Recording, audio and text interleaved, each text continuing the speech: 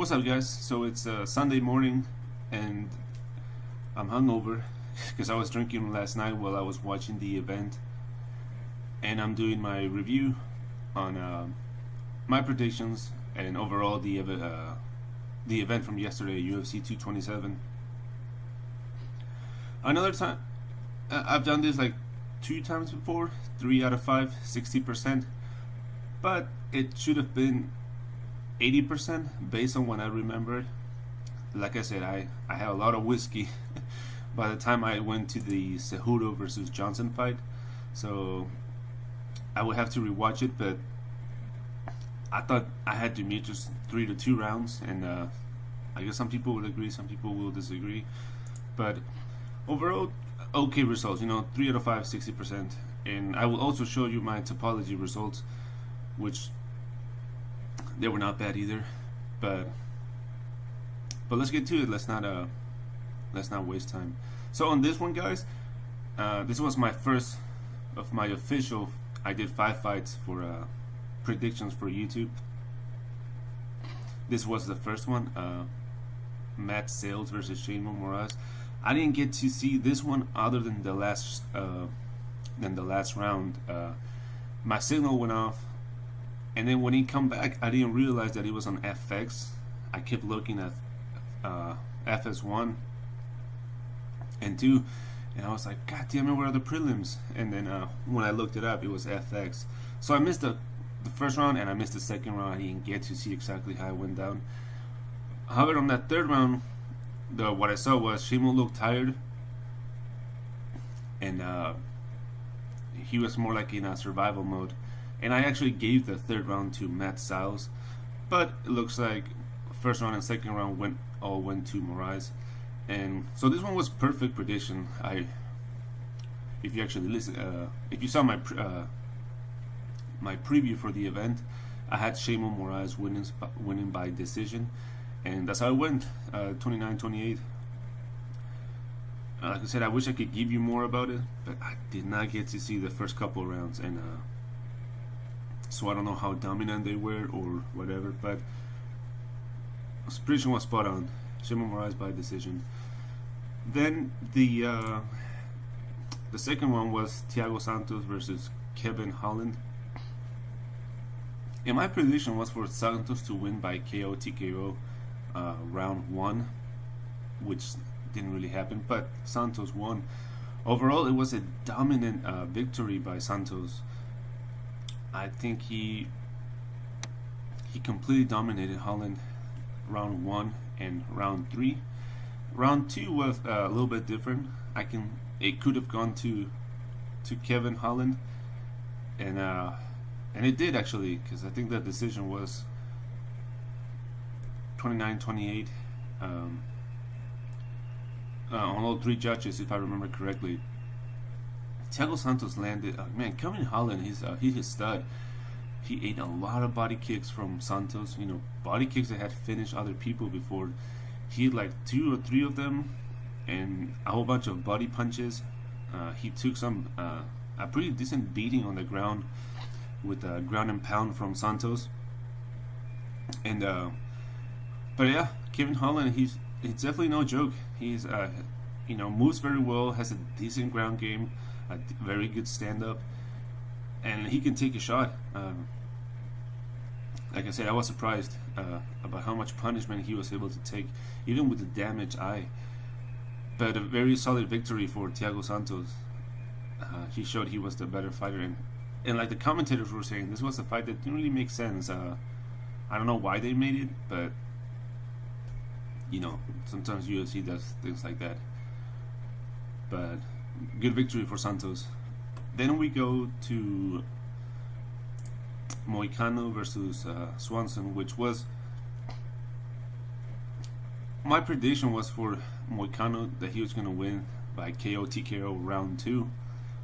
But on my breakdown, if you listen to it, I said that he was the much superior striker overall, the better fighter, and he was going to dominate Swanson, and that's exactly how it went. I brought the examples of Moicano. Moicano should have beat Ortega, and Ortega knows it, that Moicano lost that fight because of his own fault for shooting for a takedown instead of keeping it standing. Man, Moicano is he's the next. I'm not gonna say the next big thing, but I think he should fight Frankie Edgar, and I think he would finish Frankie Edgar more dominant than Ortega. I think that's a fight that makes sense, and that would put Moicano out there for the title shot. Cub Swanson, man, at this point, like I said, he should be a gatekeeper, and a very solid gatekeeper, because he can still beat a lot of people, but Moicano just showed that he was a completely different level. He dropped him with a jab and then submitted him. That was actually a very good. Now that I think about it, submission would have been a better prediction, because Swanson has lost like 9 times. Well, I think 10 now due to submission. But overall, domination by Moicano. Okay, guys, so then we go to this one right here. This is the one that, by the time this one hit, I was already a little bit drunk. I've been drinking whiskey, and if I remember correctly, I gave round 1, 3, and 5 to Demetrius Johnson, and 2 and 4 to Henry Cejudo. So, however, I think the third round is the one that the tricky one. I think round 3 is the one that some people say Demetrius Johnson won, and some people say Henry Cejudo won. Some people say no, because Henry Cejudo took him down but didn't do shit. Other than that, Demetrius won the vast majority of that third round. I would have to rewatch it, but yeah, I think this was a slight unfair call by the judges. Nowadays judges do things that makes you ask, but on the breakdown, though, once again, another proof that even on the breakdowns, that even fights that I lose, the breakdown itself was very accurate. So if you're actually someone that listened to my breakdown and didn't just skip all the way to the summary, I mean, I put the summary there for those of you guys who do not want to listen to anything other than the result. But if you actually listen to it, I said that, one, Henry Cejudo, I said that this fight was going to be completely different than the first time. Well, that checked. 2, I said that Henry Cejudo was going to probably win round 1 and maybe even possibly round 2. That kind of checked in a way, in different orders. Here's the part that I was surprised that I did not, that I was wrong, or maybe I wasn't wrong, but I was wrong. I didn't think that Cejudo had the cardio to go all 5 rounds. That was the big shocker in this fight for me. Based on what I saw him versus Pettis, he looked like he was a little bit tired, towards that third round versus Pettis. So I didn't think that with everything that Demetrius brings into the game, that Cejudo would be able to last 5 rounds. My prediction was for Demetrius to win 4th round by submission when his cardio was gone. But man, that was not the case here. He went all 25 rounds.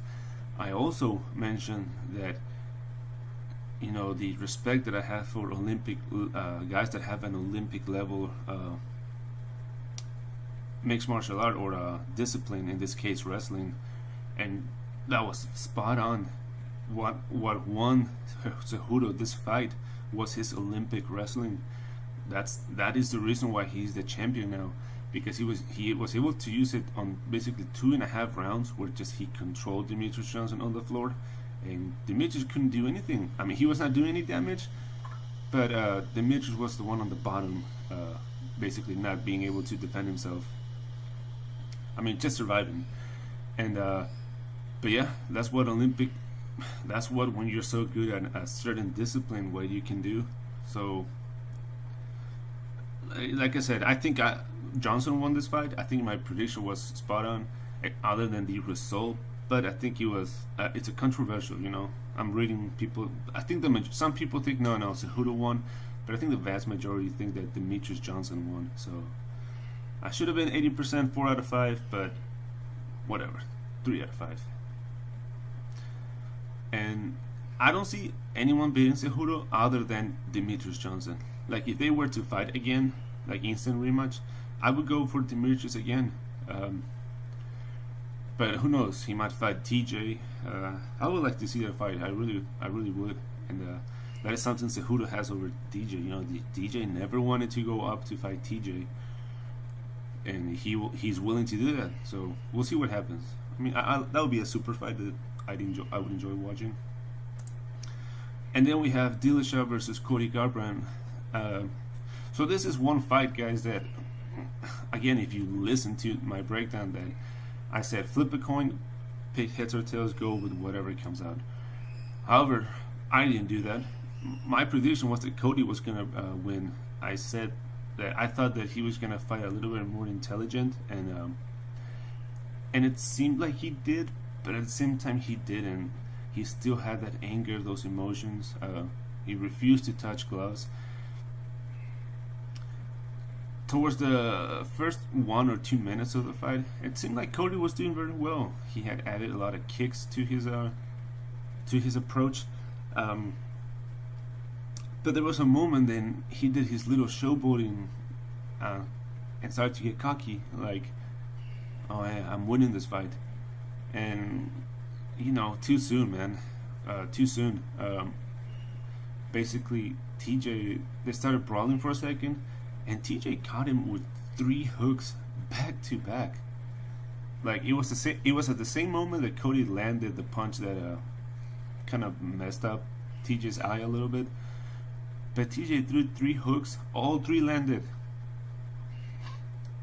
3 right hooks, back to back to back, and all 3 landed on Garbrandt.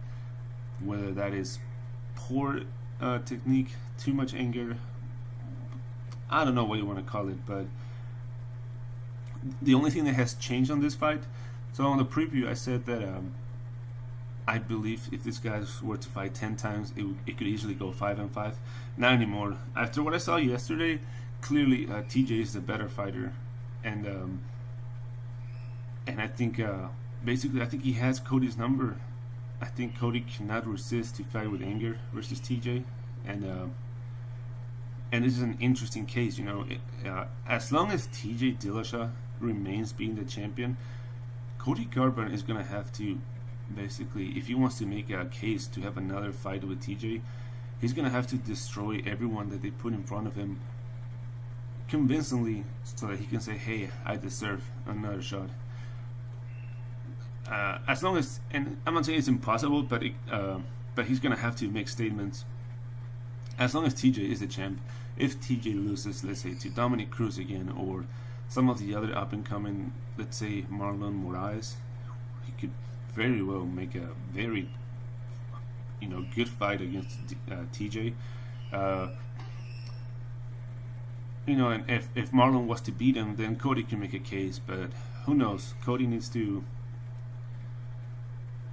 see, get some psychiatrist to just let that anger go, man, and fight with just with your skills. And the other thing that was talked about was Cody's chin. I don't want to accuse him of having a bad chin. I mean, there's a few fighters you can say, yeah, the guy cannot take a punch. And I don't know, if you argue for it, I definitely see the argument. I definitely see the fact that TJ has power, but and Cruz said it before, Cody cannot take a punch, and that might very well be the case, He can be kind of like Edson Barboza. He's another example of a guy that he gets dropped quick too. Or, I don't know, his last few fights he kind of has looked better, but yeah, guys, 3 out of 5, should have been 4 out of 5, and then I'll show you my topology, which was okay too. You can see MMA Sensei right here, 7 out of 12, should have been 8 out of 12, but judges will be judges, and But okay, now we get a 2 weeks break for the next UFC. Gaethje versus James Vick, and I'll be dropping predictions of that one, and I might be uploading a new video with a new segment to my predictions. I'm sorry, to my channel, but we'll see. Alright guys, enjoy the rest of your weekend.